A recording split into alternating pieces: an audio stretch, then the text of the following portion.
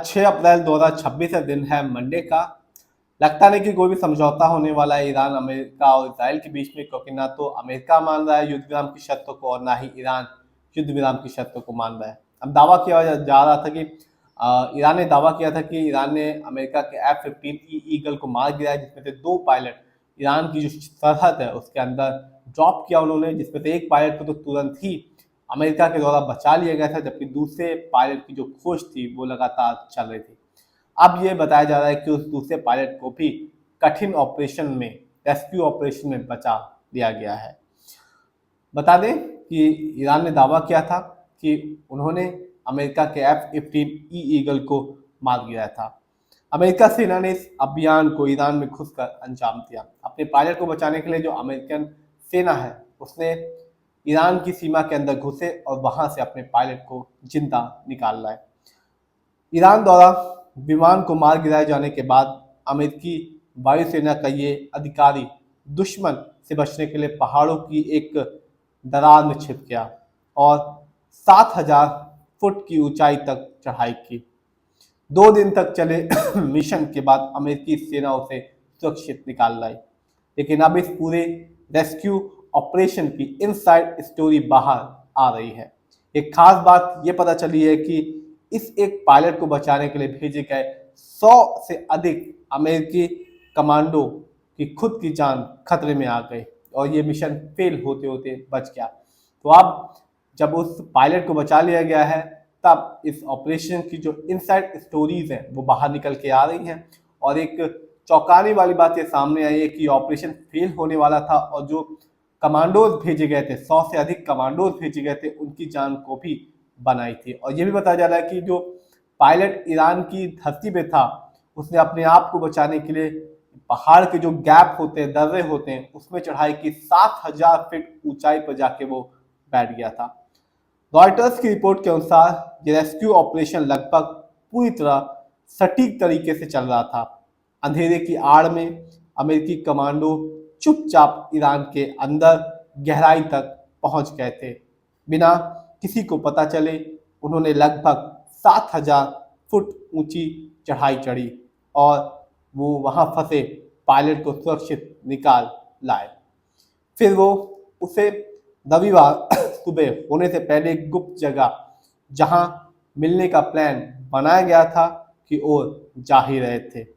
एक अमेरिकी अधिकारी ने राइटर्स को बताया कि 2 MC-130 विमान जो स्पेशल ऑपरेशन फोर्सेस के करीब 100 कमांडो को तेहरान की दक्षिण में इस कठिन पहाड़ी इलाकों में लाए थे, अचानक तकनीकी खराबी का शिकार हो गए और उड़ान नहीं भर सके। अधिकारी ने गुमनाम रहने की शर्त पर जानकारी दी है। अचानक स्थिति ऐसी हो गई कि कमांडो दुश्मन की सीमा के अंदर खुद ही अंदर तक फंस गए थे। तो इस एक अधिकारी ने नाम छुपा कर बताया कि जो 130 जो एयरप्लेन थे जो अमेरिकन कमांडो को लेके गए थे ईरान के धरती में, लौटते समय वो क्या कहा जा रहा है कि वो उड़ान नहीं भर पा रहे थे। कुछ तकनीकी प्रॉब्लम आ गई और सारा का सारा जो मिशन था वो वहीं फेल होने वाला था और जो कमांडोज थे वो भी वहीं फंसने वाले थे, क्योंकि जो प्लेन था वो तकनीकी वजह से उड़ नहीं पा रहा था। तब उनके कमांडर्स ने एक बड़ा जोखिम बड़ा फैसला लिया। उन्होंने अतिरिक्त विमानों को ईरान के अंदर भेजने का आदेश दिया ताकि सैनिकों को अलग अलग चरणों में बाहर निकाला जा सके। इस फैसले के कारण कमांडो को कुछ घंटे तक तनाव भरा इंतजार करना पड़ा। अधिकारी ने कहा, अगर कोई ओ भगवान अब क्या होगा वाला पल था तो वही था। उन्होंने कहा कि तेज फैसले लेने से स्थिति संभल गई। तो साफ है, प्लेन खराब होने के बाद जो स्थिति थी वो काफी ज्यादा गंभीर थी, क्योंकि वो पायलट तो उनके पास सुरक्षित था ही, लेकिन वो उन 100 कमांडर्स की जो जान थी वो भी मुश्किल में आ गई थी, क्योंकि जो प्लेन था वो तकनीकी वजह से उड़ नहीं पा रहा था। और इस पर जो अधिकारी थे, जो ग्राउंड पे अधिकारी थे, उन्होंने एक बहुत ही सटीक फैसला लिया और उन्होंने दूसरे प्लेन को जो मंगाने की जो परमिशन थी उसको दी। आखिरकार ये जोखिम लेना सफल रहा। पायलट और रेस्क्यू टीम को कई चरणों में बाहर निकाल लिया गया। एक परेशानी ये भी थी कि अमेरिकी सेना ईरान के अंदर ही खराब पड़े MC-130 विमानों और 4 अतिरिक्त हेलीकॉप्टर को ऐसे ही नहीं छोड़ सकते।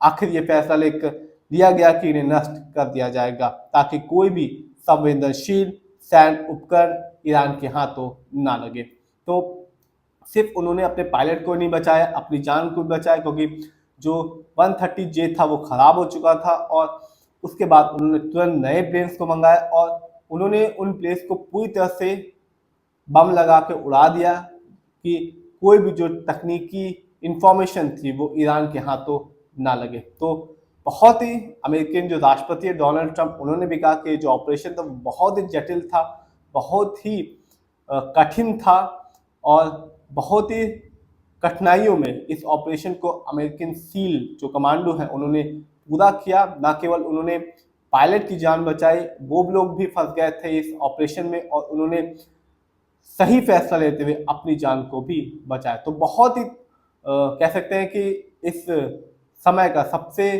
तगड़ा रेस्क्यू ऑपरेशन में से एक ये था।